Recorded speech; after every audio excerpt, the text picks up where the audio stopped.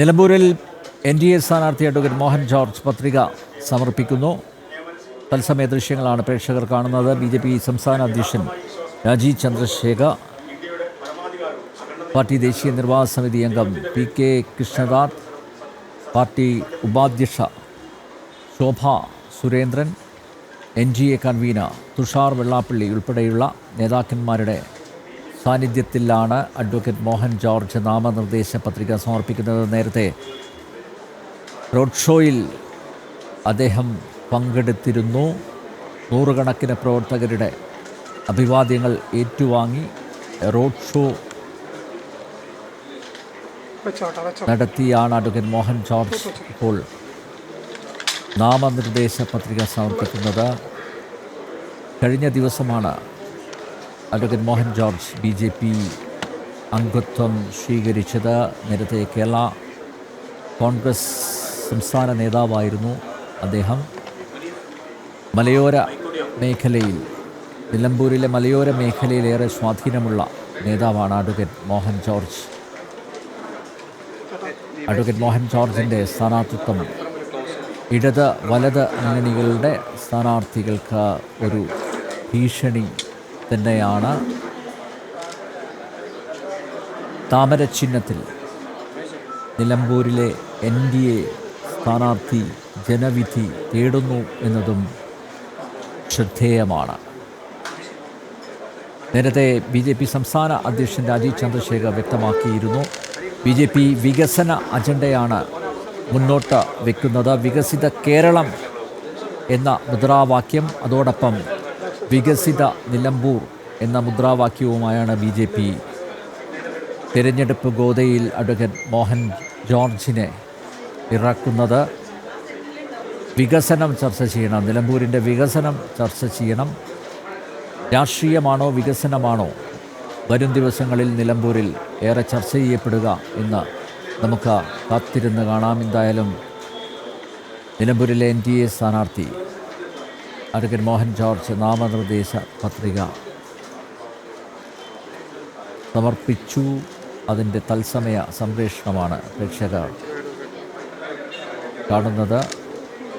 BJPയുടെ പ്രമുഖരായ നേതാക്കന്മാരെല്ലാം, സംസ്ഥാന അധ്യക്ഷൻ രാജീവ് ചന്ദ്രശേഖർ ഉൾപ്പെടെയുള്ള പ്രമുഖരായ നേതാക്കൾ എല്ലാം അദ്ദേഹത്തോടൊപ്പം ഉണ്ട്. ശിവദാസ് കന്മനം ചേരുന്നു. ശിവദാസ്, വിശദാംശങ്ങൾ. സ്ഥാനാർത്ഥി അഡ്വക്കേറ്റ് മോഹൻ ജോർജ് നാമനിർദ്ദേശ പത്രിക സമർപ്പിച്ചിരിക്കുന്നു. പ്രധാനപ്പെട്ട NDAയുടെ നേതാക്കളെല്ലാം തന്നെ ഈ നാമനിർദ്ദേശ പത്രിക സമർപ്പിക്കുന്നതിന് വേണ്ടി അദ്ദേഹത്തോടൊപ്പം ഉണ്ട്. BJPയുടെ സംസ്ഥാന അധ്യക്ഷൻ രാജീവ് ചന്ദ്രശേഖർ, BDJS സംസ്ഥാന അധ്യക്ഷൻ തുഷാർ വെള്ളാപ്പള്ളി, BJPയുടെ പ്രധാനപ്പെട്ട നേതാക്കൾ PK കൃഷ്ണദാസ് അടക്കമുള്ള ആളുകൾ അദ്ദേഹത്തോടൊപ്പം നാമനിർദ്ദേശ പത്രിക സമർപ്പണത്തിന് വേണ്ടി ഉണ്ട്. ഇപ്പോൾ അതിൻ്റെ പ്രോസസ്സുകൾ നടന്നുകൊണ്ടിരിക്കുകയാണ്. അല്പസമയം മുൻപാണ് അദ്ദേഹം നാമനിർദ്ദേശ പത്രിക സമർപ്പിച്ചത്. ഇപ്പോൾ അതിൻ്റെ പരിശോധനകളെല്ലാം തന്നെ നടന്നുകൊണ്ടിരിക്കുകയാണ്. നിലമ്പൂരിലെ ജ്യോതിപ്പടി എന്ന സ്ഥലത്തു നിന്നും ഏകദേശം 2.5 കിലോമീറ്റർ അപ്പുറത്ത്, താലൂക്ക് ഓഫീസിന്റെ 2.5 കിലോമീറ്റർ അപ്പുറത്തുള്ള ജ്യോതിപ്പടി എന്ന സ്ഥലത്തു നിന്നും ആണ് റോഡ് ഷോയായി ഈ നാമനിർദ്ദേശ പത്രിക സമർപ്പിക്കുന്നതിന് വേണ്ടി സ്ഥാനാർത്ഥി റോഡ് ഷോയായി ഇവിടേക്ക് എത്തിയത്.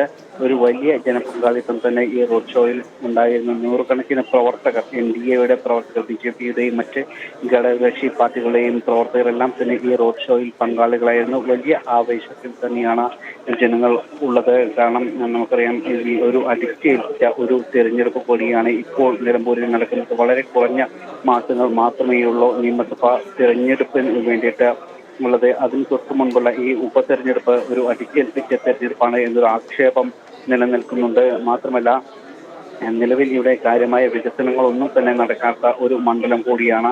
നിലമ്പൂരിൽ നേരത്തെ ഉണ്ടായിരുന്ന പ്രശ്നങ്ങളെല്ലാം തന്നെ ഇപ്പോഴും അതേപടി നിലനിൽക്കുന്നു. പ്രത്യേകിച്ച് വന്യജീവി ശല്യം, അതോടൊപ്പം തന്നെ മറ്റ് അടിസ്ഥാന സൗകര്യങ്ങളുടെ വികസനങ്ങളുടെ എല്ലാം തന്നെ അപര്യാപ്തത അതെല്ലാം തന്നെ വർഷങ്ങളായി ഇപ്പോഴും അതേപടി നിലനിൽക്കുന്നു. അതായത് ഒരു മുന്നേറ്റവും കഴിഞ്ഞ കാലങ്ങളിലൊന്നും തന്നെ നിലമ്പൂരിൽ നടന്നിട്ടില്ല. അതുകൊണ്ട് തന്നെ ജനങ്ങൾക്ക് വലിയൊരു രോഷമുണ്ട്. പ്രത്യേകിച്ച് ഇവിടെ മാറി മാറിയിട്ടായിരുന്നു ഇടതിന്റെയും വലതിന്റെയും ജനപ്രതിനിധികളെല്ലാം തന്നെ ഉണ്ടായിരുന്നത്.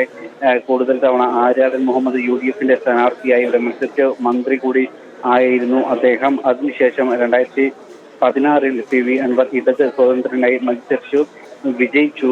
2021 വീണ്ടും അദ്ദേഹം ഇടതിന്റെ സ്വതന്ത്രനായി തന്നെ മത്സരിച്ച് വിജയിച്ചു. പക്ഷേ ഈ കാലയളവിലൊന്നും തന്നെ കൃത്യമായ ഒരു വികസന പ്രവർത്തനങ്ങൾ ഈ മണ്ഡലത്തിൽ ഉണ്ടായിട്ടില്ല. പ്രത്യേകിച്ച് വന്യജീവി പ്രശ്നം അടക്കമുള്ള ഇത്തരം വിഷയങ്ങളിലൊന്നും തന്നെ കാര്യമായ ഇടപെടലുകൾ ഉണ്ടായിട്ടില്ല. വാഗ്ദാനങ്ങൾ മാത്രം പറഞ്ഞുകൊണ്ട് ജനങ്ങളെ പറ്റിക്കുന്ന ഒരു നടപടികളാണ് ഇത്തരം ജനപ്രതിനിധികളുടെ ഭാഗത്തു നിന്നും ഉണ്ടായത് എന്നുള്ള ഒരു ആക്ഷേപം പരക്കെ തന്നെ നിലമ്പൂർ നിയമസഭാ മണ്ഡലത്തിൽ ഉണ്ട്. നമ്മൾ കഴിഞ്ഞ ദിവസങ്ങളിലെല്ലാം തന്നെ താഴെ തട്ടിലുള്ള നിരവധി സാധാരണക്കാരോട് ഇതുമായി ബന്ധപ്പെട്ട സംസാരിച്ചിരുന്ന നമ്മുടെ ചാനലിൽ വാർത്ത നൽകുന്നതിന്റെ ഭാഗമായി സാധാരണക്കാരായ നിരവധി ആളുകളുടെ പ്രതികരണങ്ങൾ നമ്മൾ എടുത്തിരുന്നു. അതിലെല്ലാം തന്നെ ഇത്തരത്തിലുള്ള വലിയൊരു പ്രതിഷേധം ജനങ്ങൾക്ക് ഉണ്ട്. പ്രത്യേകിച്ച് ഇത്തരം വിഷയങ്ങളിലൊന്നും തന്നെയുള്ള ഒരു പരിഹാരം ഇല്ലാത്തത്, വർഷങ്ങളായി നിലനിൽക്കുന്ന ഇത്തരം പ്രശ്നങ്ങളിലൊന്നും തന്നെ കൃത്യമായൊരു ഇടപെടൽ ഇല്ലാത്തതിൽ വലിയൊരു പ്രതിഷേധം ജനങ്ങളുടെ ഭാഗത്തു നിന്നും ഉണ്ട്. കഴിഞ്ഞ കുറച്ച് മാസത്തിനിടെ മാത്രം നിരവധി പേരുടെ ജീവനാണ് വന്യജീവി ശല്യത്തിൽ മാത്രം നഷ്ടപ്പെട്ടത്. കാട്ടാനയുടെ ആക്രമണത്തിൽ നിരവധി പേർ മരിച്ചു.